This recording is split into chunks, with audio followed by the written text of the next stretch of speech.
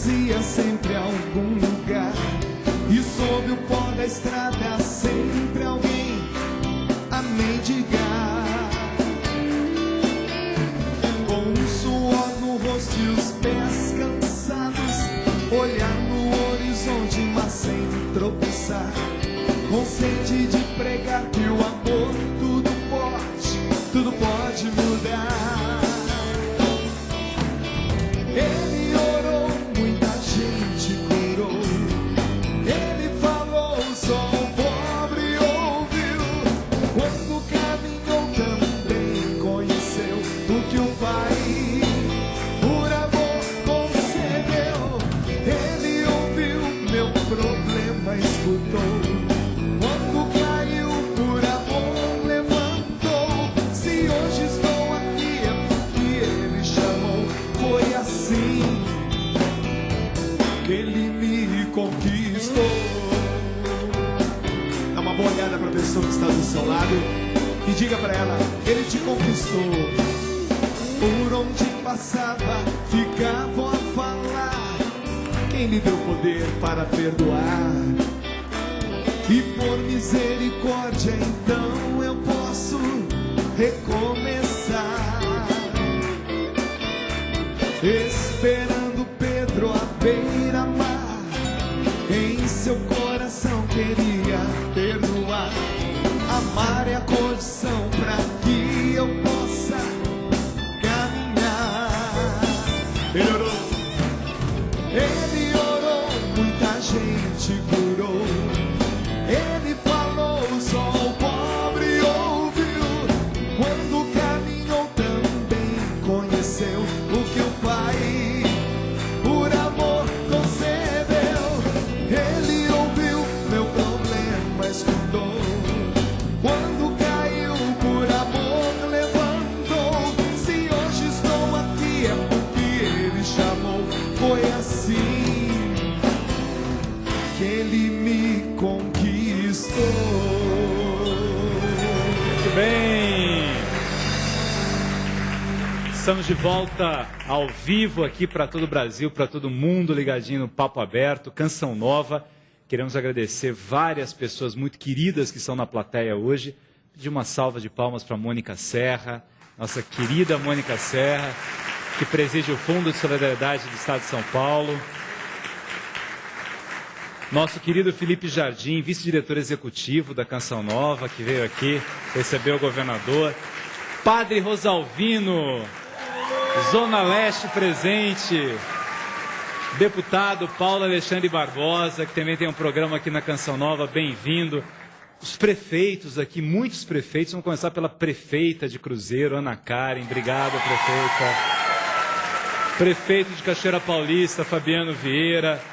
O Arnaldo, prefeito de Pereira Barreto. Vitor Lipe, prefeito de Sorocaba. Marcos, prefeito de Valparaíso. Rodolfo, prefeito de Lavínia. Alceu, prefeito de Guaraçaí. Zé Roberto, prefeito de Bilac. Edmilson, Dedé, né, prefeito de Guararapes. Os vereadores aqui, o Oscar de Cachoeira Paulista, o Zé Carlos também de Cachoeira Paulista, o Eloy de Cachoeira Paulista, secretário de Educação, o Eduardo de Cruzeiro. Torcida organizada, Eduardo. Maria Terezinha, secretária de Sorocaba, Terezinha. Os nossos amigos aqui, Roberto Ravioli, a Terezinha, também o José Carlos Seixas e a Maria Rita Seixas, que são amigos do governador, que vieram aqui. Obrigado pela presença de vocês. E uma salva de palmas, eu sei que há muitos educadores aqui, aos nossos queridos professores, que vêm sempre ao programa. Sintam-se em casa, sejam todos bem-vindos. Dunga, vamos convidar o pessoal para o PHN? Opa! PHN começa quando? Começa agora sexta-feira. É o 11º ano dessa inspiração, governador. PHN nasceu depois de 6 anos visitando toda quarta-feira presídio de segurança máxima, cadeias públicas, lares para menores, muitas vezes na FEBEM, muitas vezes no Carandiru. Passava o dia da quarta-feira inteira gravando e transformando num programa de televisão aquilo que um ser humano podia fazer pelo outro. Isso foi um programa de televisão que hoje eu tenho a alegria, o continuador do meu programa é o deputado estadual, o Paulo Alexandre Barbosa, que continua o meu programa. Uma salva de palmas para ele também. E esses 6 anos que me fez ficar nesses ambientes todas as quartas-feiras, Deus colocou no meu coração, governador, uma inspiração. Ensina a juventude a dizer não ao pecado todo dia. Dia de ontem não existe mais, dia de amanhã não está pronto ainda. O único dia de fato que nós temos é o dia de hoje. E hoje temos que trabalhar muito, temos que ser o melhor governador, o melhor vereador, o melhor missionário, enfim, o melhor tudo. Hoje, é o único dia que existe. E nasceu uma inspiração do PHN. Por hoje, não. Por hoje não ao quê? Por hoje não ao pecado, ao erro de alvo. Nasceu então esse grande movimento, que estamos no 11º ano. Estaremos recebendo neste final de semana, na Canção Nova, cerca de 200 mil pessoas do Brasil todo. Todos os estados estão confirmados, todas as capitais. 7 países da América Latina e também Trinidad e Tobago, do Caribe, estarão presentes conosco. Então quero convidar todos vocês a estarem com a gente na Canção Nova, em Cachoeira Paulista. Garanto que o prefeito Fabiano Vieira está aqui, está convidando todos, está de braço Ana aberto. Karen, que é vizinha lá também. Receber a Ana Karen também de Cruzeiro, que com certeza vai receber muita gente nos hotéis de Cruzeiro. Mas eu queria estender o convite de maneira muito especial ao senhor. Acho que ali nós teremos jovens que são o futuro do nosso país, do Brasil todo, estarão lá. Caravanas dos interiores, dos sertões, dos agrestes, das zonas da mata, das capitais. Muitos jovens. Existem cidades com 13 caravanas, existem cidades do sul, do nordeste, do norte. Pessoas que estão viajando há 4 dias para chegar até Cachoeira Paulista. Então, seria uma honra para nós receber o governador do nosso estado e, como governador do estado, receber jovens de todos os estados do país. Então, estaremos lá e você que está em casa, que ainda não se decidiu, tem lugar para você, viu? Olha, Chegue Dunga, lá com a sua barraca que tem lugar gente pra você. aqui de Goiás dizendo que vai ao PHN, caravanas de Goiás, caravanas de Minas Gerais, interior de Minas, Manaus, PHN. Tá aí, Você está quitado, gente. minha. E detalhe, hein? Na última pregação do encontro, você sabe que tradicionalmente na última pregação nós rodamos a camiseta. Cada um desses 200 mil pessoas, dessas 200 mil pessoas, leva uma camiseta já com o nome, endereço, telefone, tudo. Para que no final do encontro nós rodamos a camiseta e jogamos para cima. Eu pego a camiseta de alguém, alguém pega a minha camiseta e nós aumentamos assim a rede de amigos PHN. O Gabriel Chalito estará comigo nesse momento. Jogando a camiseta. Jogando a camiseta, porque estaremos pregando junto. Que horas joga a camiseta? E se o... Que horas é a jogada da camiseta? Ao 12:30 em ponto. De domingo. De domingo. Aí, olha. Vamos ver se der. Eu tenho um problema que vai abrir o Festival de Campo de Jordão nesse fim de semana. Mas Tão se der. pertinho. Pois é. Se der, eu vou até lá. Então a Vou assessoria do tentar. governador, por favor, já prepare a camiseta dele, tá? A primeira-dama também, levar a doutora Mônica Serra lá com a gente para conhecer a Canção Nova. Aliás, o governador, antes de começar o programa, estava ali nos bastidores elogiando a Canção Nova. Que bom. Esteve na Canção Nova, ficou encantado com a organização. Viu, Felipe? Fala isso para o seu pai, para o Monsenhor Jonas A Zavigo. organização, a eficiência e a simplicidade. Sim. É uma combinação A interessante. escola de Dom Bosco. Escola de Dom Bosco. Que é onde eu me alfabetizei. Isso. Todo mundo na Canção Nova é fã de Dom Bosco. O senhor fica falando assim, fica enchendo a bola do padre Rosalvino. Ele não vai se aguentar, o padre Rosalvino lá. Eu frequentei o Dom Bosco, tinha uns 4 anos e meio, 5 anos. Eu aprendi, quando eu entrei no grupo escolar depois, que era da prefeitura, eu já sabia ler e escrever. Maravilha. Agora, era uma escola gostosa, muitas atividades, etc. Agora, a disciplina Muito boa. não era brincadeira. Aí, padre. E a disciplina antiga, não é a disciplina moderninha agora, toda liberal. Funcionava, né? Eu sou fruto de 2 disciplinas. O Oratório Dom Bosco e o SENAI, Serviço Nacional de Aprendizagem Industrial. E as 2 coisas têm muito a ver, uma foi inspirada na outra. O SENAI tem muito da escola de Dom Bosco, da pedagogia do Salesiano. Então, realmente, a disciplina é muita O coisa. padre Rosalvino, ele é um Senai. Ele é um Senai. Ele sozinho é um Senai. Ele sozinho é um Senai. Eu tive a oportunidade de estar É um junto com Senai de ele. Itaquera, é ele. De estar junto com ele quando ele estava construindo aqueles primeiros prédios É só alegria, né, padre? Lembre-se, padre. Depois a gente vai chamar o padre aqui para dar uma bênção no final. Governador Mário Gomes Graciosa, pessoal da Bahia, Juazeiro do Norte, mandando um abraço, dizendo Conheço Juazeiro. Aliás, várias cidades que você tem citado eu conheço. Luciana de São Paulo diz que o senhor engrandece a classe política, que é muito bom vê-lo aqui hoje. Rosana Rildo de Guararapes, também interior de São Paulo, manda um grande abraço. E manda um abraço especial ao Edenilson de Almeida, prefeito de lá, prefeito... Cadê o Edenilson? Ah, tá ali, não tinha visto ele. Dirigiu para mim lá, né, prefeito? Dirigiu bem, né? Parabéns, dirige direito lá. Dedé. O Domingos e a Célia mandando um abraço para o senhor também. Tem muita gente. Manaus, José Antônio de Manaus, cumprimento o governador. Governador, uma pergunta da sua juventude. O Valmir Pacheco, de Guararapes, divulgou bem, prefeito, o programa lá em Guararapes. Governador, qual o momento da sua juventude em que o senhor decidiu ser um político? Eu não decidi, foi acontecendo. Na verdade, desde que eu era criança eu quero dizer 7, 8, 9 anos de idade, eu já tinha uma certa ligação, uma certa preocupação com a política. Devia dizer coisas muito ingênuas na época, mas dizia e até discutia. Depois eu comecei a ler jornal. Na minha casa não tinha livros, nem na minha família, ninguém tinha livro em casa. Mas tinha jornal. E aí eu comecei a ler jornal. E acompanhava, ia lendo, mexendo, etc. Então foi algo que foi mais ou menos natural. Quando eu era adolescente mesmo, 15, 16 anos, eu dava como certo que iria acabar me metendo em política. E aí foi indo e aconteceu já na universidade. Se você não fosse político, que profissão você acha que você teria?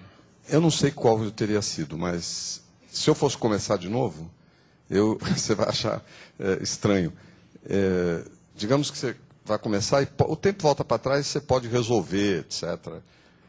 Que outra opção teria?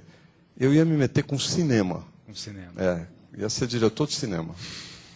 Não é incrível? Você fez teatro Quem me olha também, né? pensa que nunca poderia imaginar isso. Hein? Você fez teatro também, né? Eu fiz teatro na Poli. Quando eu entrei na Politécnica, eu logo me liguei ao grupo de teatro e acabei sendo até diretor do grupo de teatro. Não que eu dirigisse peças, era diretor do conjunto, né? E fiz peças, tudo. Fazia parte do Jograis. O Jograis, na época tinha o Jograis de São Paulo, que era uma coisa fabulosa.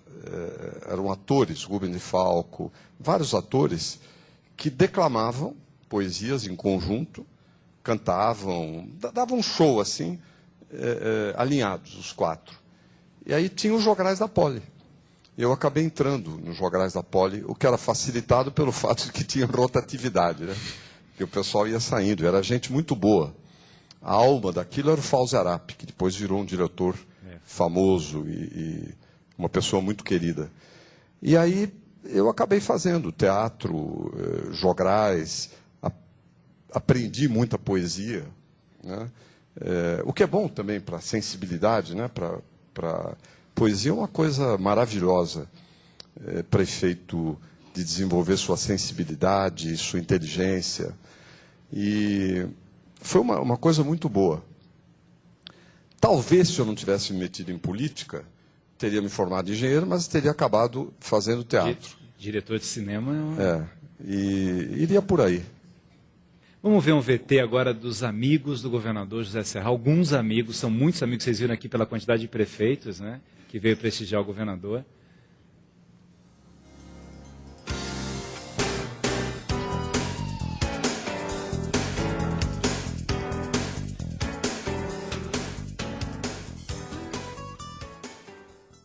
Eu sou Antonieta, mas o Zé, ele me conhece por neta. Eu sou Carmela, ele me trata como Tatata. Quando ele veio da Itália, o pai dele, ele não sabia onde morar. Então ele foi para a casa da minha mãe. Então a minha mãe falou, não fica assim. Você pode ficar aqui na minha casa. Minha mãe falou para ele, para o pai dele. E ele ficou e saiu de noivo da minha casa. Quando ele nasceu, minha mãe foi a parteira. Minha mãe ajudou a parteira. Minha mãe que pegou ele no colo a primeira vez. Minha mãe dava banho. Eu ensinava ele a escrever, que a gente brincava de escolinha. Ele brincava, ficava sentadinho. Ele vinha toda semana na minha casa, porque ele sempre gostou de cinema. Eu conheci o Zé Serra no final da década de 1940, quando eu fui estudar no grupo escolar Eduardo Carlos Pereira, na Rua da Mooca. Pertencíamos à mesma classe social, isto é, a chamada classe média baixa, mas no terceiro ou quarto ano, numa festa da Independência, realizada no Cine Roma, que era um cinema gigantesco que tinha na Rua da Mooca, ele foi uma espécie de orador da turma, né? Depois nós fizemos juntos o curso de admissão. Era um cursinho chamado São Judas Tadeu, que agora é uma grande faculdade, né? E era um curso de admissão ao ginásio do Estado. Depois nós nos separamos por algum tempo. Eu conheci o Zé através do Tota, que é meu marido. Eu devia ter uns 15 anos mais ou menos, eles eram muito amigos. Ele era um rapazinho, tinha uns 22, 23 anos e a minha casa... Ele levou a bancada paulista para o Congresso da UNE seguinte, fechado, e em torno do nome dele para ser presidente da UNE. Foi daí que ele virou presidente da UNE. Ele jogava futebol com os meus filhos, tinha um campinho de futebol em casa, ele jogava com eles lá. E nesta hora eu queria ser médico, e tinha pedido pelo amor de Deus para não ele esquecer que eu existia e tal, e me afastei. Ele, como ele não se aguenta, e como ele é um chato de galocha quando quer alguma coisa, um dia me telefona e diz: preciso de você. Desde os anos 60, quando ele foi eleito presidente da UNE, e ele era militante da Ação Popular, da AP, e foi eleito, me lembro bem, numa eleição bastante disputada. E ele se engajou, eu gostei, só para, se você... Ele se engajou num movimento estudantil renovador, tá certo? E com ideias muito... É a época da UNE. Eu acabei reencontrando o agora governador já como presidente da União Nacional dos Estudantes no final de 1963, quando o país vivia uma grande agitação política que precedeu o golpe militar de 64. Né? Aí houve o golpe, ele teve que sair do país, esteve lá no Chile, nos Estados Unidos. E aí caçaram todo mundo e caçaram ele junto. Então era um momento muito complicado. Depois ele pediu asilo na Embaixada da Bolívia. E todo mundo ficou preocupado com ele, inclusive Dona Serafina, que era a mãe. Quando ele foi asilado, né? Nossa, como nós sofremos. Nossa, eu ia sempre na mãe dele, né? Que ela morava no Ipiranga. E ela chorava, né? O Francisco. Eu falava: não, um dia você vai ver, ele volta, né? Ela ficou muito orgulhosa do filho que tinha, mas eu acho que o tempo do exílio foi um sofrimento que não deve ter sido pequeno. E esse acho que foi o momento que eu mais convivi com ele, que em 64, quando teve o golpe. Eu ia com a Dona Serafina, que era a mãe dele, visitar todos os dias, e era complicado, porque a gente sabia que eles tomavam nota do nome das pessoas que entravam na Bolívia, na embaixada, que saíam, então eles revistavam as nossas sacolas, tinha a Polícia Federal na porta. Quando ele voltou do exílio no Chile, nós o contratamos para a Universidade de Campinas. Já casado, com 2 filhos, agora ele tem uma família linda. Ah, nós somos todos palmeirenses, né? A minha família, a dele, Eu perguntei para ele, Serra, você não quer ir ver um jogo do Palmeiras? Ele falou assim, não vou ver porque eu já me aborreço com tanta coisa, vou aborrecer com o Palmeiras. Mas o Zé é palmeirense e roxo. Mas ele foi, na verdade, assumindo cada vez mais essa condição de palmeirense, né? A ponto de hoje ele ser um torcedor muito assíduo e muito exigente, né? Eu sou palmeirense roxa. E eu gosto muito do Serra, evidentemente, até hoje, que é uma pessoa extremamente... Como é que eu vou dizer? O Serra... sabe aqueles amigos assim que a gente vê pouco? Porque ele é muito ocupado, naturalmente, eu também. Mas que a gente sabe que está ali, que faz parte, que é amigo, que é da gente. Eu tenho daqueles tempos, né, daquela chamada primeira infância, né, as melhores recordações possíveis, e eu me sinto, de certa forma, gratificado. E o governador, ele é muito simpático e generoso com este antigo colega de grupo escolar, e todas as vezes ele me apresenta, né, às pessoas como, olha, este é o Bernardo que estudou comigo no grupo. E eu acho isso daí muito bacana, muito digno, né, da parte dele, de ele conversar, acolher, abraçar e apresentar como um colega de grupo escolar. Eu estou convencido de que você não sabe porque eu ajudei no início da sua carreira, no começo. Mas eu sei bem por que eu te escolhi naquele tempo. Por valores pessoais muito particulares. A minha alegria e a sua alegria certamente será que você continue do mesmo modo. E você sabe que pode contar com a gente. Um beijo. Zé, eu estou dando essa entrevista aqui para você, de todo o coração. Você não imagina como eu estou emocionada. Eu quisesse falar tanta coisa, mas não consigo. Então eu te desejo tudo de bom, que você consiga tudo que você quer, e eu gosto muito de você. Eu te amo. Eu gosto muito de você. Não sei o que falar, porque não sei conversar direito, coisas bonitas. Mas eu te amo muito, Zé. Eu sou a Tatata. Eu te amo, te adoro. É uma pessoa que deixa sempre um rastro de respeito que a gente tem que ter por ele, pelo que ele é como marido, como pai, como avô, e sobretudo que ele é como amigo. É muito engraçado, porque o Serra é dessas pessoas que, quando tem que agradecer ou deveriam agradecer alguma coisa a alguém, ele não põe em palavras, ele põe em gestos, em atitudes.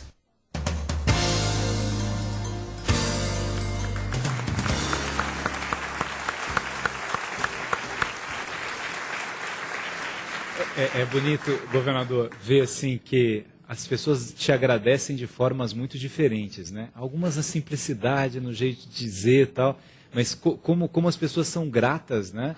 A sua história, a sua presença, a forma com que o senhor marcou a vida de cada uma delas de forma diferente, né? Na verdade, grato sou eu, né? A Beatriz Segal talvez não tenha ficado claro. Nós ficamos amigos, por quê? Eu saí do Brasil em 64, exilado. Fui para a Bolívia, de lá para a França. Não tinha passaporte, que é uma dificuldade enorme. Eu me lembro que eu cheguei em Paris e fui estudar num curso dos dominicanos, de um padre muito famoso, Charles, você deve ter ouvido falar, se é que você não leu sobre ele, que é o padre Lebré. E foi um curso, era um curso de economia. E tinham muitos brasileiros, não exilados. E a maioria, da minha idade, um pouco mais velho, tinha crise de identidade. Sabe essas coisas? Crise de identidade, quer ficar independente da família, não sei o quê. Eu achava graça naquilo, porque eu tinha outra crise de identidade. Eu não tinha carteira de identidade. Eu não tinha o passaporte, que é um tormento, porque você não podia sair do lugar, né? Mas aí eu voltei para o Brasil estando em Paris, clandestino. Eu voltei clandestino. Fui para o Chile, e de lá vim por terra pela Argentina, fiquei um tempo no Uruguai, entrei pela fronteira. A primeira coisa que eu fiz quando eu passei a fronteira foi tomar Guaraná, que há 1 ano que eu não tomava Guaraná. E fiquei escondido em São Paulo. Tinha deixado crescer um bigode, na época eu tinha cabelo, então deu para repartir o cabelo, né? Só que foi um vexame. Eu apareci um dia na casa do Seixas, que falou aqui, com a Rita, ele morava na rua Campo Verde. Eu toquei a campainha, porque ninguém sabia que eu estava aqui. Eu toquei a campainha, todo disfarçado. Da janela de dentro, a Rita falou, Serra, o que você está fazendo aqui? E eu imaginando que estava disfarçado. Mas então, agora, quem é que me, como se dizia na gíria da política de oposição ao regime na época, a ditadura, quem me guardou, né, foi a Beatriz e o marido dela na época, o Maurício Segal. Eles arranjaram uma casa para eu ficar, que era de um casal belga, e eu ficava em parte também na casa deles, onde hoje é o Museu Lazar Segal, na Rua Dona Berta, exatamente lá. E eles ficaram comigo uns 2 ou 3 meses, tomando conta de mim. Você imagina o grau de amizade que surge a partir daí. Qual é a sensação? E eu não os conhecia bem antes. Foi realmente um gesto deles de pura solidariedade. Qual é a sensação de ser exilado? É ruim, porque é diferente de você estar no exterior. Tá? Você está estudando tal, ou trabalhando, mas você pode voltar para o seu país quando você quiser. No fundo, é uma espécie, curiosamente, de prisão, embora você esteja livre, mas você não pode estar no teu país, entende? Você está fechado com relação ao seu país. E, mais do que isso, é a incerteza também. Se você tivesse data, bom, vai ficar tanto tempo, e aí termina, e aí você volta, etc. Não, mas a sensação que se tem é que não acaba nunca. E, bem ou mal, levou para mim 13 anos. Eu acabei passando 14 anos fora do Brasil. Porque eu voltei depois de 13 anos, numa incerteza muito grande, legalmente, mas sem o diabo do passaporte. Eu voltei com passaporte italiano, porque meu pai era italiano e desde cedo eu fui registrado na Itália. Então eu tinha possibilidade de ter documento italiano. Na época não era comum como agora. E aí voltei, fiquei aqui um tempo, fui interrogado, etc. Tal. Voltei para os Estados Unidos, onde eu estava trabalhando. Fiquei mais um tempo, porque eu tinha um contrato, e aí voltei definitivamente no ano seguinte. De maneira que foram 14 anos. Eu saí com 22, voltei com 36. Quer dizer, na época era muita coisa. O tempo que Paulo ficou no estaleiro até a sua primeira missão. Depois da sua conversão foram 14 anos, até que os apóstolos confiaram nele e deram a ele a primeira missão. Foi 14 anos, né? 14 anos. Tá vendo? Interessante. Não é à toa que está governando o estado Daqui de a São pouco a Paulo. gente volta. Como eu tinha falado sobre Paulo essa semana, eu achei que eu sabia tudo, eu estou verificando que não. Vamos cantar, Dunga? Vamos lá, então. Fiquem ligados, a gente volta já. Dá um mi para mim, por favor. Isso. Parnaíba, que manda uma bênção especial. Parnaíba, que fica no Piauí, manda uma bênção especial ao governador José Serra, governador de São Paulo. Beleza. Muito obrigado. Diz que é seu admirador. Só Jesus, Jesus, com Ele vou viver a vida inteira, sim. Com Ele eu caminho seguro, sou feliz. Jesus é tudo pra mim. Vamos dizer essa frase? Jesus é tudo pra mim. Jesus é tudo pra mim. Pode dizer isso sem medo. Jesus é tudo. Quando o coração se entristece, clama a Deus que me consola. Me aponta então o seu caminho, me aponta então o seu caminho, brilha a luz do meu viver. Sinto em minha vida uma brisa mansa e uma paz, e sinto em minha vida brisa mansa e uma paz que é verdadeira.